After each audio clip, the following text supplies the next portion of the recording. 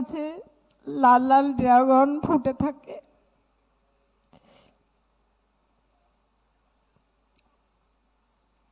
ছোটবেলায় যখন কথা শিখেছিল, ডাক্তার কিও জানতো না, তখন থেকে মা আমি ডাক্তার হব, আমরা লড়াই সেখান থেকেই। লড়াইটা আমাদের তিনজনের ছিল ছোট্টবেলা থেকে। ও বাবা মাকে ভীষণ ভালোবাসতো সবাইকে। পরেও দেখেছেন আপনারা, পেশেন্টদেরও ভীষণ যত্ন সহকারে দেখতো। তো আমরা তাকে হারিয়ে ফেলেছি। আমরা ঈশ্বর প্রদত্ত একটা ডায়মন্ড পেয়েছিলাম। ওর বাবা সবসময় বলতো আমার মেয়ে আমার কাছে অনেক দামি, কিন্তু বাবাকেও খুব বকতো।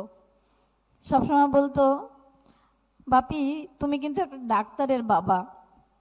আজকে আর কেউ বলে না সেটা। সেই যে ছোট্ট মৌ থেকে একজন বড় ডাক্তার হয়ে উঠেছিল, তার যে জার্নিটা, কত রাত তার সঙ্গে যে না ঘুমিয়ে আমি কাটিয়েছি তার হিসাব এখন আর রাখি না। কিন্তু রাত্রিটা ওর জন্য আমার সবসময় এখনো থাকে।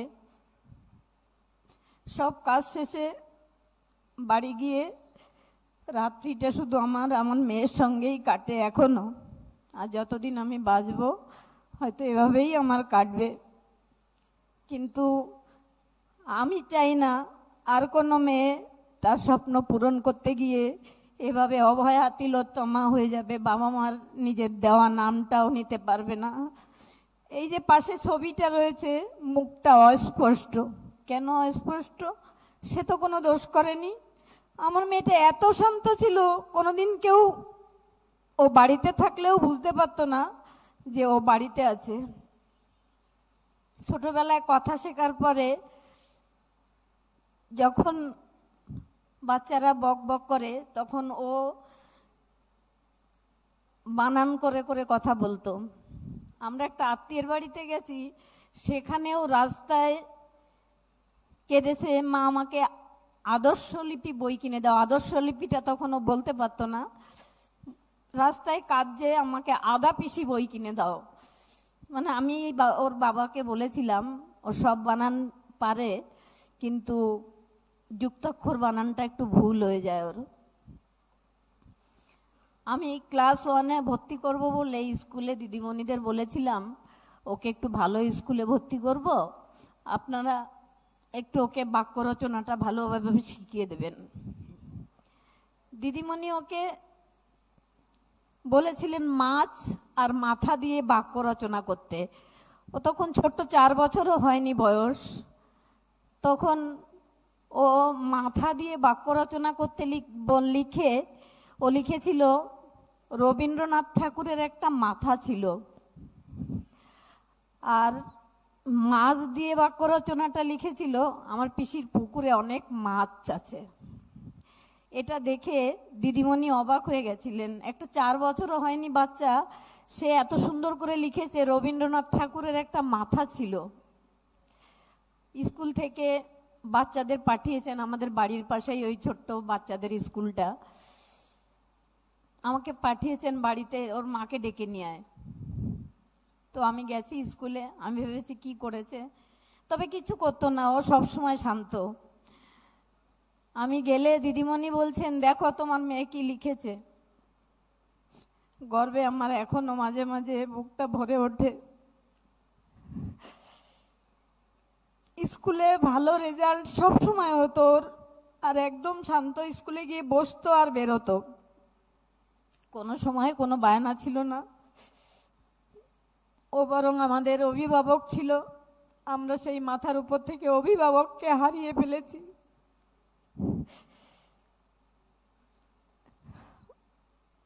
একটা রাবার প্ল্যান্ট গাছ খুব ভালোবাসতো, রোজ বাড়িতে সে বলতো মা বাপি ওই আমাকে গোপালদা ড্রাইভার আমাকে একটা ওই রাবার প্ল্যান্ট গাছ এনে দিচ্ছে না। আমি ওর বাবাকে নিয়ে দোকানে গিয়ে একটা রাবার প্ল্যান্ট গাছ কিনে দিয়েছিলাম।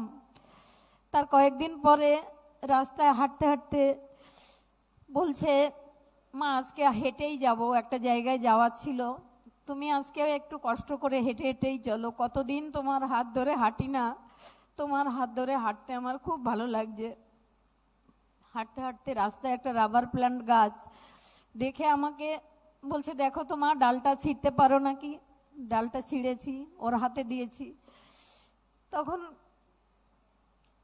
বলছে, এই লাল মাথাটা যদি তুমি বাঁচিয়ে রাখতে পারো মা, তাহলে গাছটা বেঁচে যাবে। গাছটা এত বড় হয়ে গেছে, সব সময় লাল মাথাটা লালই হয়ে থাকে। ও দেখতে পায় না, হয়তো দেখতে পায়, কিন্তু আমার যে ঈশ্বর প্রদত্ত গিফট, আমার ডায়মন্ড, ওর বাবার অনেক দামি। রাত্রে যখন খিদে পেত, মা আমার খিদে পেয়েছে, তুই খেয়ে নে, দাঁড়াও বাপি কোথায় আছে দেখে নি। ফোন করে, বাপি আমার খিদে পেয়েছে, তুমি তাড়াতাড়ি বাড়িতে আসো। এখন আর কেউ সারা রাত না খেয়ে থাকলেও বলে না যে মা তুমি কি করছো বা তুমি কি খাচ্ছ, আমাদের কেউ নেই বলার। কেন এমন হলো, কার জন্য হলো?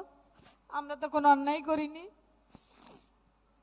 যারা ওকে মেরেছে তারা এর সমস্ত ফল ভোগ করবে, আমাদের পাপে কিচ্ছু হয়নি, তাদেরই পাপ।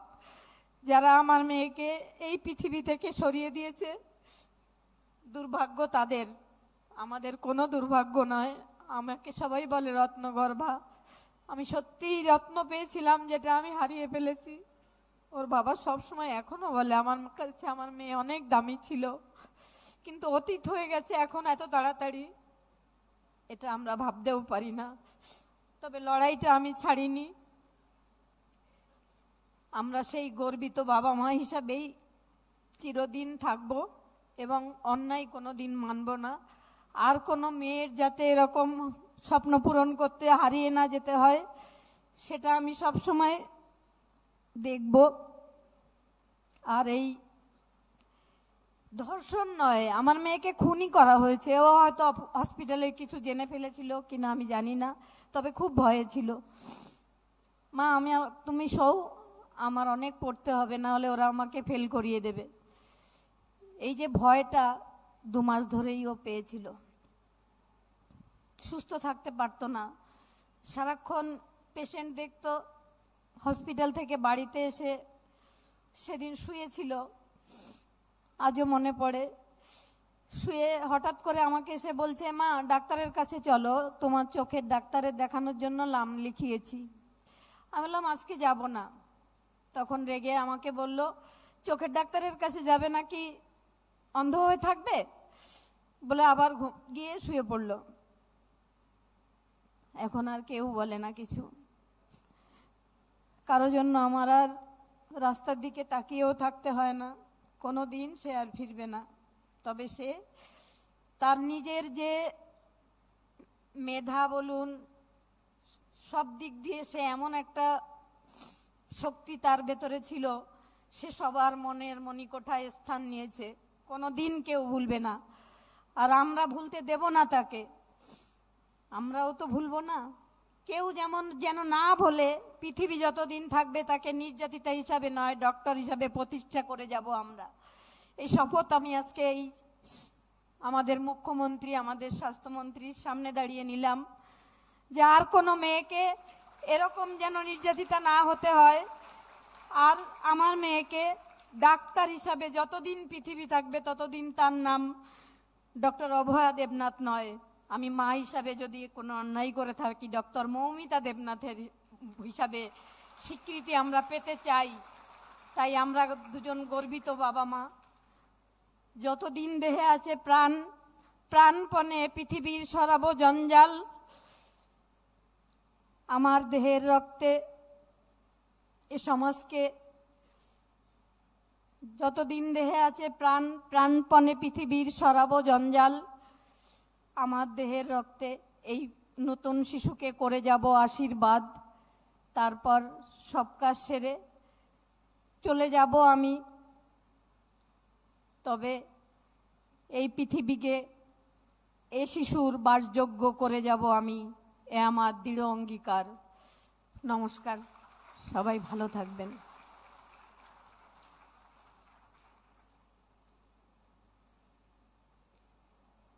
এই মহতী স্মরণ সভায় আমাদের মধ্যে উপস্থিত অভয়ার দাদা সম্মানীয় মুখ্যমন্ত্রী শুভেন্দু অধিকারী মহাশয়, আমি তাকে তার মূল্যবান